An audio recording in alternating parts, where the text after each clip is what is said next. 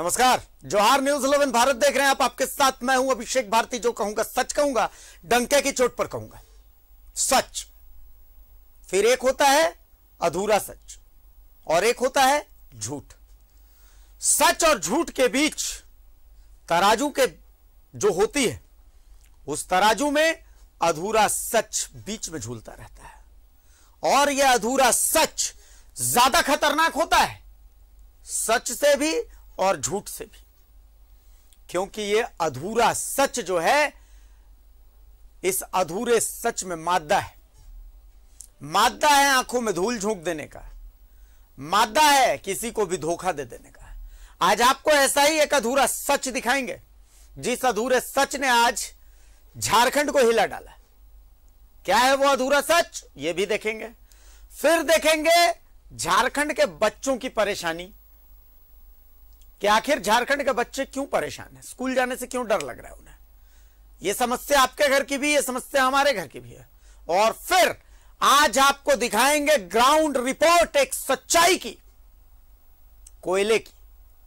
ये तमाम तस्वीरें होंगी डंके के चोट पर।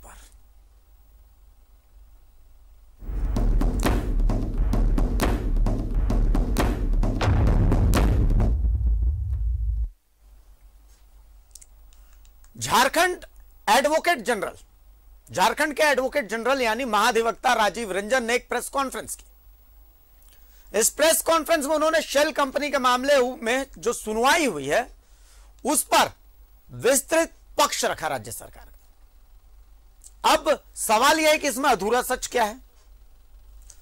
बड़ी विडंबना है हम पत्रकारों के साथ, बहुत विडंबना है। विडंबना क्या है मैं बताता हूं आपको, एक टाइमलाइन है बताता हूं। दोपहर लगभग 12 साढ़े 12 बजे का वक्त रहा होगा। हाईकोर्ट के महाधिवक्ता राजीव कुमार का एक बयान आया, जिसमें उन्होंने हाईकोर्ट की प्रोसीडिंग्स बताई। उन्होंने बताया कि शेल कंपनी मामले पर सुनवाई हुई और फिर उन्होंने बताया कि हाईकोर्ट ने क्या क्या कहा है, क्या क्या आदेश आया है कि भाई 2 हफ्ते में किसको किसको शेल कंपनियों को लेकर के रिपोर्ट्स देनी है। ये तमाम चीजें उन्होंने बताई। हम पत्रकारों का काम है खबर दिखाना, हमने वो खबर दिखाई। लगभग 3:30-4 बजे के आसपास में महाधिवक्ता की तरफ से प्रेस कॉन्फ्रेंस हुई। इस प्रेस कॉन्फ्रेंस में मीडिया को बहुत खरी खोटी सुनने को मिली। क्यों? क्योंकि आरोप लगा कि मीडिया अधूरा सच दिखा रहा है। हम आश्चर्यचकित कि अधूरा सच क्या है, तो उन्होंने पूरा सच बताया कि जो हाईकोर्ट में सुनवाई हुई इस दौरान क्या क्या हुआ। बड़ी विडंबना थी। पहले इस अधूरा सच और पूरा सच को जान लीजिए, उसके बाद आगे बातचीत करते हैं। एक बार अधूरे सच से जुड़ी यह रिपोर्ट दिखा दीजिए। की कार्यवाही का अधूरा सच, परे झूठ से खतरनाक अधूरा सच। देखिए, माननीय न्यायालय ने आदेश दिया है रजिस्ट्रार ऑफ कंपनीज को पार्टी बनाने के लिए, जो हम लोग बना रहे हैं। और माननीय न्यायालय ने आदेश दिया है इन्फोर्समेंट डायरेक्टरेट को कि जो भी कंपनियों का डिटेल हम लोगों ने दिया है, जो पिटिशन में दिया है या सप्लीमेंट्री एफिडेविट से दिया है, उन सभी चीजों को वेरीफाई करके, जांच करके एक रिपोर्ट सबमिट करने के लिए बोला है रजिस्ट्रार ऑफ कंपनीज को। क्योंकि रजिस्ट्रार ऑफ कंपनीज के पास पूरा डिटेल रहता है कि जो ब्लैक मनी है उसको कैसे पार्क की गई है इस पूरे कंपनियों में। क्योंकि पूर्व में भी मुख्यमंत्री रहे हेमंत, और अभी जो है हेमंत सोरेन जो है 2-2.5 साल से हैं। ये है अधिवक्ता राजीव कुमार। झारखंड हाईकोर्ट में आज एक सुनवाई हुई थी।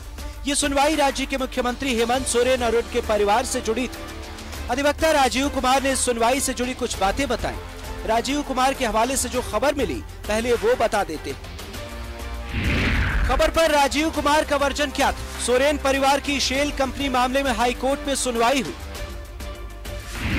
सुनवाई के दौरान अदालत ने ईडी और रजिस्ट्रार ऑफ कंपनी को जारी किया नोटिस। 2 सप्ताह में सभी शेल कंपनियों की जांच के साथ जवाब दाखिल करने के निर्देश। अदालत ने सभी शेल कंपनियों की जानकारी मांगी। 2 सप्ताह बाद मामले की फिर होगी सुनवाई। जैसे हम लोगों ने डिटेल दिया है कि ये लीकर से क्या कमाई है इनकी, और लीकर में कौन कौन काम करते हैं। उसके बाद से जो लिस्ट ऑफ कंपनीज है उसके बारे में दिया है हमने। रियल एस्टेट में रांची में जो काम करते हैं इनके, जैसे विष्णु अग्रवाल है, अमित अग्रवाल है या अन्य है, उसका भी डिटेल हम लोगों ने दिया। उसको भी वेरीफाई करना, जांचना है। जो डिप्टी कमिश्नर है रांची, उनका जो है क्या क्रेडिबिलिटी है और क्या क्या उन्होंने किया है। तो जितनी कंपनियां हैं और जो भी पिटीशन हम लोगों ने दिया है उसको ईडी जो है वेरीफाई करके ये जांचेगी और जांच करके एक रिपोर्ट 2 सप्ताह बाद माननीय न्यायालय के समक्ष रखेगी। राजीव कुमार के बयान के आधार पर मीडिया में खबर चली, लेकिन अचानक खबर आई कि इसी खबर को लेकर महाधिवक्ता राजीव रंजन एक प्रेस कॉन्फ्रेंस करने वाले हैं। राजीव रंजन ने प्रेस कॉन्फ्रेंस की, जो कहा सुनिए। दीवान इंद्रनील सिन्हा का नाम डालते हुए और ये भी बात को छुपाया गया है कि उनके द्वारा जो पीआई फाइल किया गया था वो डिसमिस हो गया। आता ही आपको मिल जाएगा। जैसे बिना आदेश को आपने जाने हुए अपने जैसे मीडिया में चलाया है, वैसे हमको करना पड़ा मुझे। आदेश तो होगा ही, आज आदेश जो हुआ है उसकी कॉपी जरूर उपलब्ध होगी। इस खबर पर महाधिवक्ता राजीव रंजन का वर्जन, इस मामले में शिवशंकर शर्मा पीआईएल करता है। उन्होंने 8 अप्रैल 2021 में याचिका दाखिल की थी। सुनवाई के दौरान कोर्ट काफी नाराज था। 2013 में दीवान इंद्रनील सिन्हा ने भी एक पीआईएल दायर किया था। उसी याचिका से सभी पेपर को निकालकर कॉपी पेस्ट किया गया है, जबकि इस पेपर के आधार पर दायर पीआईएल वर्ष 2013 में ही डिसमिस कर दिया गया। 50,000 का जुर्माना भी लगाया गया। ईडी इस केस में सिर्फ पार्टी है। ईडी ने सिर्फ रिपोर्ट मांगी। इस केस में भी राजीव कुमार अधिवक्ता थे। इस पिटिशनर के भी वकील राजीव कुमार ही हैं। कोर्ट ने कहा है कि अगर यह बात सही हुई तो कोर्ट सख्त कार्रवाई करेगा। कि ये केस शिवशंकर शर्मा ने फाइल किया, वो पिटिशनर हैं इस केस के। उनको इस बात का पता है कि वो किस आधार पे और क्या बेसिस में केस कर रहे हैं। वो उन्होंने शेल कंपनी के आधार पे वो केस किया है। करीब 28-30 कंपनियों के नाम बताए हैं। ये सब शेल कंपनी है और फर्जी कंपनी है। इसको इस सुनवाई के दौरान जब 8 अप्रैल को इस याचिका की सुनवाई की गई थी, माननीय मुख्य न्यायाधीश के कोर्ट से ये सुनवाई हुआ था, तब कोर्ट सेटिस्फाइड नहीं था, डॉक्यूमेंट सफिशिएंट नहीं है। तो उन्होंने समय लिया कि हम सप्लीमेंट्री एफिडेविट फाइल करेंगे। और कल उन्होंने एक सप्लीमेंट्री एफिडेविट फाइल किया जिसमें ये बात को लिखा कि ये सारी कंपनियों के बारे में, ये सारे शेल कंपनीज़ के बारे में ये लोग इन्वॉल्व हैं। करीब 20-25 लोगों का उन्होंने नाम दिया। ये सब बातें इंद्रनील सिन्हा, दीवान इंद्रनील सिन्हा ने 2013 में उठाया था, रिप्रेजेंटेशन दिया था और ये सब एलिगेशंस लगाए गए थे। ये सब जानकारी उन्होंने सप्लीमेंट्री एफिडेविट के माध्यम से दिया और इस बात को खास तौर पे सरप्राइजिंगली छुपा दिया कि इन्हीं तथ्यों के आधार पर, इन्हीं एलिगेशंस के आधार पर दीवान इंद्रनील सिन्हा ने 2013 में एक पीआईएल फाइल किया था। इसकी सुनवाई के बाद माननीय मुख्य न्यायाधीश का जो खंडपीठ था उस समय, उसको याचिका को खारिज किया गया था। इस केस के 2 वर्जन सामने आए हैं। दोनों वर्जन हमने आपके सामने रख दिए, लेकिन इस बीच अब सप्लीमेंट्री एफिडेविट दायर करने के लिए पिटिशनर के वकील ने 2 सप्ताह का समय लिया है। 2 सप्ताह में और क्या होता है देखना है। रांची से न्यूज़ 11 भारत के लिए आयुष चौहान की रिपोर्ट। अब दिक्कत क्या है, तकनीकी दिक्कत जो है वो हम आपके सामने रख रहे हैं। होता यूं है कि हम पत्रकार हैं, हमने पढ़ाई करी है पत्रकारिता की और हम में से कुछ विद्वान होते हैं, उन्हें कानून की भी जानकारी होती है, चलिए मान लेते हैं। लेकिन अब भाई जो अधिवक्ता हैं उनसे ज्यादा जानकारी तो हमें होती नहीं है। हम ये भी जानते हैं कि कोर्ट की प्रोसीडिंग्स में जो होता है कोई अधिवक्ता गलत बताएंगे नहीं, और आज भी गलत नहीं बताया गया है। बस जो बताया गया वो अधूरा बताया गया। हमने वही अधूरा दिखाया, क्योंकि हमें जितनी जानकारी थी, हमारी सीमित बुद्धि जितना समझती है, हमने उतना दिखाया। फिर महाधिवक्ता की तरफ से प्रेस कॉन्फ्रेंस हुई, वो भी हमने यूं के यूं दिखाया। हमारे मन में कपट होता, हमारे मन में छल होता तो हमने इनमें से एक भी फेज को हम स्किप कर जाते या नहीं दिखाते। हम तो मीडिया हैं, कम से कम ये तो हमारा क्षेत्राधिकार है कि हम क्या दिखाएं क्या नहीं दिखाएं। वो क्या है कि मीडिया को सही और गलत के बीच चुनने की आजादी नहीं होती, हमें बस दिखाना होता है। तय आप करते हैं कि हमने सही दिखाया गलत दिखाया। हमारे पास जितनी जानकारी थी हमने दिखाई। अब दिक्कत यह है कि अधूरा सच जब हम दिखाते हैं तो हम झूठे कहे गए। कहा गया कि भाई पूरा सच दिखाना चाहिए। अधूरा सच नहीं दिखाए थे तो हम बेईमान कहे जाते हैं, और अगर पूरा सच दिखा देते हैं तो फिर हम चाटुकार कह जाते हैं। तो धर्म संकट यह है कि मीडिया दिखाए तो दिखाए क्या।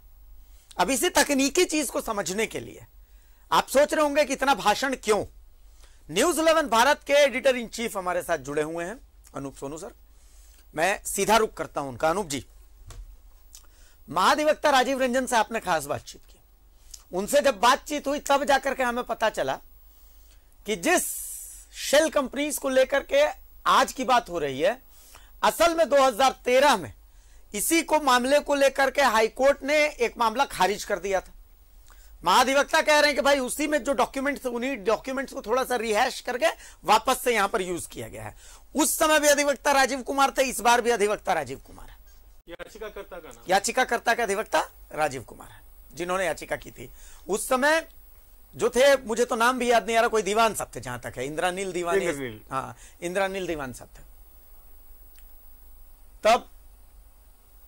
तब अब समझना यह है कि इस मामले में मतलब आगे अब क्या लगता है क्या होने वाला है। देखिए भाती जी, आज का जो भी प्रकरण हुआ, जो भी घटनाक्रम हुआ, वो एक बार साफ तरीके से सामने रख देना उचित होगा।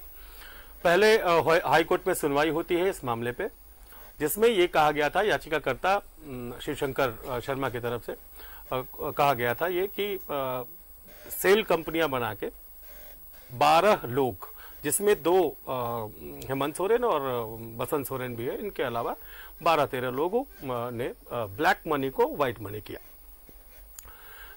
इस मामले पे सुनवाई हो रही थी। अब इसके बाद सुनवाई होने के बाद इसमें ईडी और कंपनीज ऑफ रजिस्ट्रार यहीं पर आकर मामला अटकता है।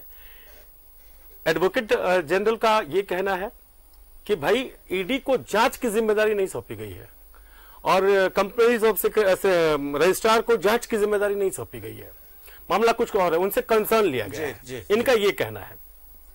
खैर, इतने तकनीकी पहलू को हम ज्यादा बहुत तरीके से नहीं समझते हैं और अंदर जाना भी नहीं चाहते। लेकिन मामला तब आया जब राजीव कुमार ने आज की सुनवाई को लेकर बयान दिया और उनके बयान के आधार पर या उनकी दी हुई जानकारी के आधार पर मीडिया हाउसेज ने खबर चलाई, हमने भी खबर चलाई। अब एक प्रेस कॉन्फ्रेंस करके ये कहा जाता है कि हमने जो खबर चलाई या बाकी मीडिया कर्मियों ने जो खबर चलाई वो अधूरी खबर थी, उसमें होना ये चाहिए था। तो मतलब कुल मिलाकर के यही है कि हमारे ऊपर आरोप ये लग रहा है कि भाई हमने अपनी जानकारी के हिसाब से उस समय हमें दोनों पक्षों को जान लेना चाहिए था, समझ लेना चाहिए था, यही ना कुल मिलाकर के इसमें यही है। हाँ, चलिए इसमें आपकी जो खास बातचीत है महाधिवक्ता से, एक बार उस बातचीत को हम देख लेते हैं, समझ लेते हैं, इसके बाद हम एक बार उस बातचीत को सुना दीजिए प्लीज। एक बार जो न्यूज 11 भारत के editor in chief Anoop Sonu ji ने बातचीत की है महाधिवक्ता से, एक बार उससे सुनाइए। हाई कोर्ट में शेल कंपनी से जुड़ी एक सुनवाई हुई। यह आरोप था, याचिकाकर्ता ने एक आरोप लगाया है कि सोरेन परिवार यानी कुल सोरेन परिवार के 2 सदस्यों समेत 12 लोग ने सेल कंपनियां बनाकर काले धन को सफेद किया है। उस पर सुनवाई हुई। ईडी और कंपनी रजिस्टर्स को उसमें पार्टी बनाने की बात कही गई है, लेकिन इससे जुड़ी कई तकनीकी चीजें ऐसी हैं जिसमें कही जा रही हैं कि चीजें भ्रामक तौर पर पेश की जा रही हैं अदालत के सामने भी।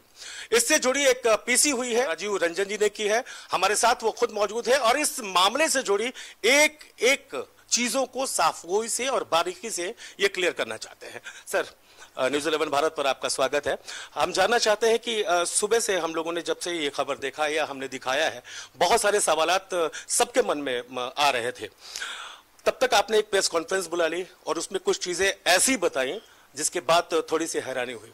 हम चाहते हैं कि हमारे दर्शकों को चीजें पूरी बारीकी से आप क्लियर करें। ऐसा आपने कहा कि ये केस शिवशंकर शर्मा ने फाइल किया, वो पिटिशनर हैं इस केस के, उनको इस बात का पता है कि वो किस आधार पे और क्या बेसिस में केस कर रहे हैं। उन्होंने शेल कंपनी के आधार पे वो केस किया है। करीब 28-30 कंपनियों के नाम बताए हैं। ये सब शेल कंपनी है और फर्जी कंपनी है। इस सुनवाई के दौरान जब 8 अप्रैल को इस याचिका की सुनवाई की गई थी, माननीय मुख्य न्यायाधीश के कोर्ट से ये सुनवाई हुआ था, तब कोर्ट सेटिस्फाइड नहीं था, डॉक्यूमेंट सफिशिएंट नहीं है, तो उन्होंने समय लिया कि हम सप्लीमेंट्री एफिडेविट फाइल करेंगे। और कल उन्होंने एक सप्लीमेंट्री एफिडेविट फाइल किया जिसमें ये बात को लिखा कि ये सारी कंपनियों के बारे में, ये सारे शेल कंपनीज के बारे में ये लोग इन्वॉल्व हैं, करीब 20-25 लोगों का उन्होंने नाम दिया। ये सब बातें इंद्रनील सिन्हा, दीवान इंद्रनील सिन्हा ने 2013 में उठाया था, रिप्रेजेंटेशन दिया था, और ये सब एलिगेशंस लगाए गए थे। ये सब जानकारी उन्होंने सप्लीमेंट्री एफिडेविट के माध्यम से दिया, और इस बात को खास तौर पे सरप्राइजिंगली छुपा दिया कि इन्हीं तथ्यों के आधार पर, इन्हीं एलिगेशंस के आधार पर दीवान इंद्रनील सिन्हा ने 2013 में एक PIL फाइल किया था, जिसकी सुनवाई के बाद माननीय मुख्य न्यायाधीश का जो खंडपीठ था उस समय, उसको याचिका को खारिज किया गया था और दीवान इंद्रनील सिन्हा के ऊपर 50,000 रुपये का जुर्माना लगाया गया था। जब आप दीवान इंद्रनील सिन्हा का नाम लेकर के उनके कागज़ आप अपने सप्लीमेंट्री एफिडेविट में लगा रहे हैं, तो ये आपका दायित्व था, और खासकर जानबूझ करके दीवान इंद्रनील सिन्हा के बारे में बोला गया है, और इन्हीं तथ्यों के आधार पर पूर्व में ये याचिका खारिज हो चुकी है, इस बात को इसमें छिपाया गया है।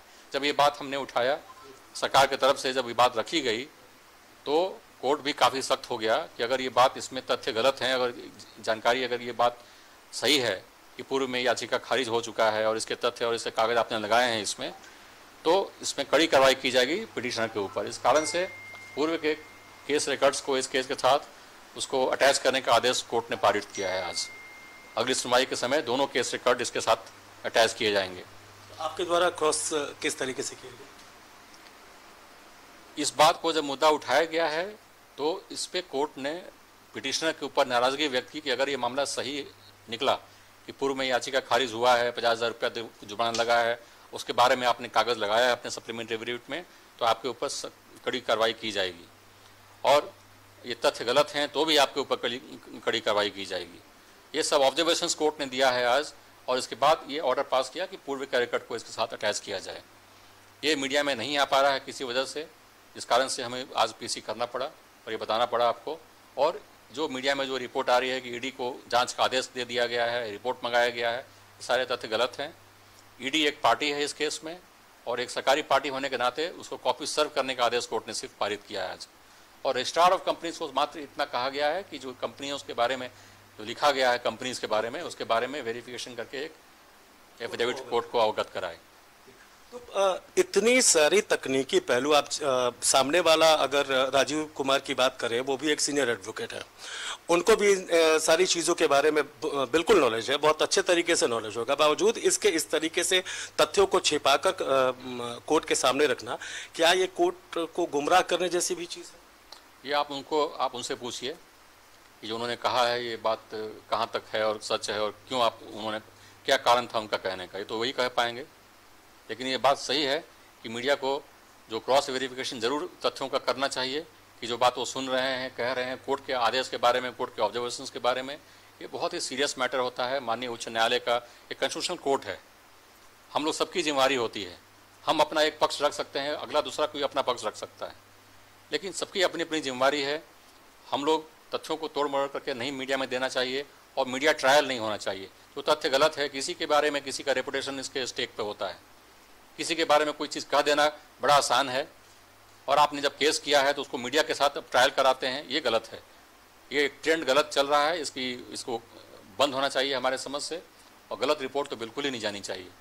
इसमें भी मीडिया का बहुत बड़ा एक रोल है, और दायित्व है बनता है कि क्रॉस वेरिफिकेशन हर रिपोर्ट का उनको जरूर आवश्यक कर लेना चाहिए, क्योंकि हर केस में दो पहलू होता है, एक पहलू कभी नहीं होता है, और दो पार्टी होते हैं, दो पक्ष होते हैं।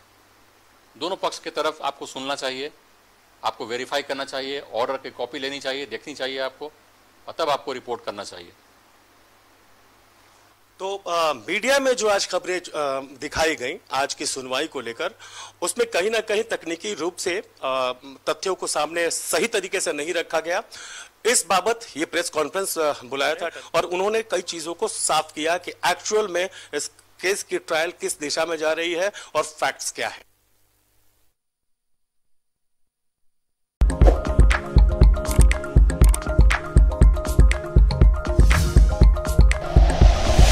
Like and share videos, subscribe करें हमारा चैनल और प्रेस करें बेल आइकॉन। न्यूज़ 11 भारत, सच है तो दिखेगा।